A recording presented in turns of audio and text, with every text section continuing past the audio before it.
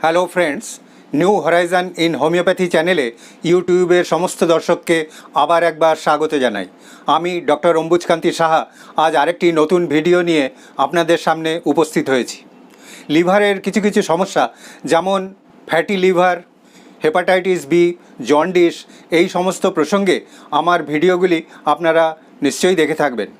অসংখ্য ইউটিউব দর্শকদের অনুরোধে আজ আমি লিভারেরই এমন এক সমস্যা নিয়ে আলোচনা করতে চলেছি, যা যদিও কোনো রোগের পর্যায়ে পড়ে না, তবুও তার লক্ষণ দেখে অনেক সময় ভারী লিভারের কোনো ডিজিজ হয়েছে বলেই মনে হয়। সমস্যাটি হলো গিলবার্টস সিনড্রোম। ফ্রেন্ডস, এই গিলবার্টস সিনড্রোম কি, কেন হয়, কাদের হয়, এর লক্ষণগুলি কী কী পরীক্ষা নিরীক্ষা করার প্রয়োজন হতে পারে, কোন কোন হোমিওপ্যাথিক ওষুধ অত্যন্ত কার্যকর ও কী স্বাস্থ্যবিধি মেনে চলা দরকার ও কী সাবধানতা অবলম্বন করা দরকার, এই সমস্ত জানতে হলে আমার এই ভিডিও আপনাদের সম্পূর্ণ দেখতে হবে। আর যদি ভিডিওটি ভালো লেগে থাকে তবে অবশ্যই লাইক করবেন, বন্ধুদের মধ্যে শেয়ার করবেন, কোনো প্রশ্ন থাকলে হোয়াটসঅ্যাপে লিখে জানাবেন। আর আপনি যদি এই চ্যানেলে নতুন হয়ে থাকেন তবে অবশ্যই সাবস্ক্রাইব বেল প্রেস করে চ্যানেলটিকে সাবস্ক্রাইব করবেন, যাতে নতুন নতুন ভিডিওর নোটিফিকেশান আপনি সবার প্রথমেই পেয়ে যান।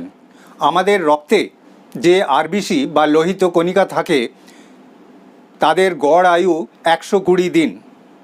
এই সমস্ত আরবিসি মারা যাওয়ার পর তারা সোজা স্প্লিনে চলে আসে এবং সেখানে তারা ধ্বংসপ্রাপ্ত হয় বা ডিসইন্টিগ্রেটেড হয় এবং বিলিরুবিনে রূপান্তরিত হয়।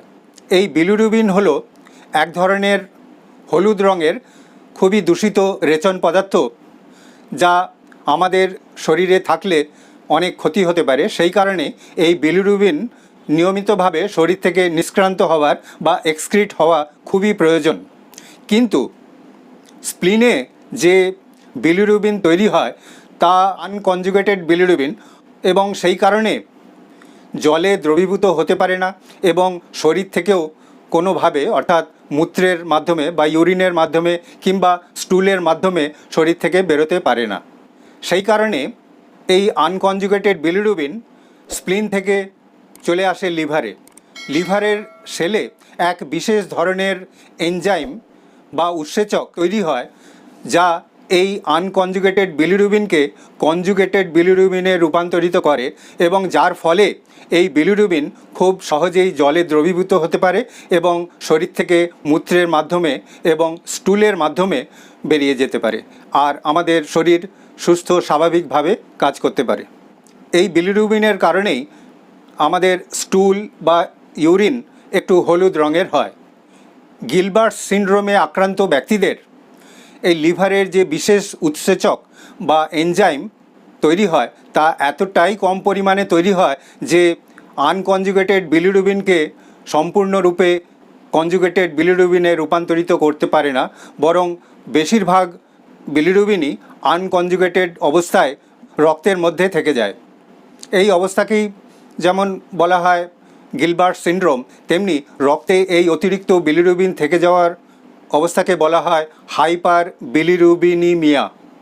এই গিলবার্ট সিনড্রোম খুব সাধারণ একটি রোগ এবং একটি জেনেটিক বা বংশগত রোগ। সেই কারণে সদ্যজাত শিশু থেকে আরম্ভ করে যে কোনো বয়সের মানুষের যদি রক্ত পরীক্ষা করা হয় তাহলে এই রোগ ধরা পড়তে পারে।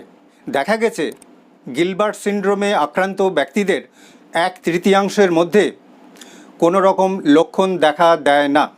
তবে বাকি আক্রান্ত ব্যক্তিদের মধ্যে জন্ডিসের নানা রকম লক্ষণ দেখা যায়, যেমন চোখের সাদা অংশ হলুদ দেখায়, তাছাড়াও স্কিন কিছুটা হলুদ লাগে, আর খুব গাঢ় হলুদ রঙের ইউরিন হয়, স্টুলের রং একটু মাটির মতো ফ্যাকাশে হয়, তাছাড়া বমি বমি ভাব থাকে, শরীর খুব দুর্বল হয়, পেটে ব্যথা থাকে, মনঃসংযোগের অনেক অভাব দেখতে পাওয়া যায়। আবার কারো কারো ক্ষেত্রে চট করে ঠান্ডা লেগে সর্দি কাশি হবার প্রবণতাও দেখতে পাওয়া যায়। স্বাভাবিকভাবে গিলবার্টস সিনড্রোমের কোনো চিকিৎসার প্রয়োজন হয় না। এর যা সমস্ত লক্ষণ থাকে সেগুলো এতটাই কম থাকে যে শরীরের কোনো রকম ক্ষতি কখনোই হয় না। তবে যদি এই সমস্ত জন্ডিসের লক্ষণগুলো কখনো প্রকট অবস্থায় দেখা দেয় বা খুব বেশি পরিমাণে দেখা দেয়, তখন চিকিৎসার ব্যবস্থা করার দরকার হতে পারে। যাই হোক, যে কোনো বয়সের, একেবারে সদ্যজাত শিশুর থেকে আরম্ভ করে যে কোনো বয়সের মানুষের মধ্যেই যদি জন্ডিসের সামান্য লক্ষণও দেখতে পাওয়া যায়, তাহলে একজন অভিজ্ঞ চিকিৎসকের সঙ্গে যোগাযোগ করতে হবে।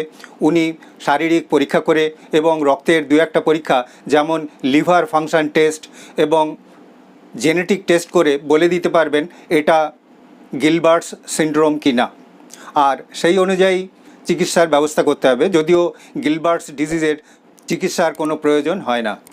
এখন আমি গিলবার্টস সিনড্রোমের কষ্টকর উপসর্গের জন্য অত্যন্ত কার্যকর কয়েকটি হোমিওপ্যাথিক ওষুধের নাম আপনাদের জানিয়ে দিচ্ছি, যেমন arsenic album, bryonia alba, carduus marianus, chelidonium majus, chionanthus, lycopodium, nux vomica ইত্যাদি। এই সমস্ত ওষুধের মধ্য থেকে লক্ষণ অনুযায়ী একটা মেডিসিন সিলেক্ট করতে হবে এবং সেটাই খেতে হবে।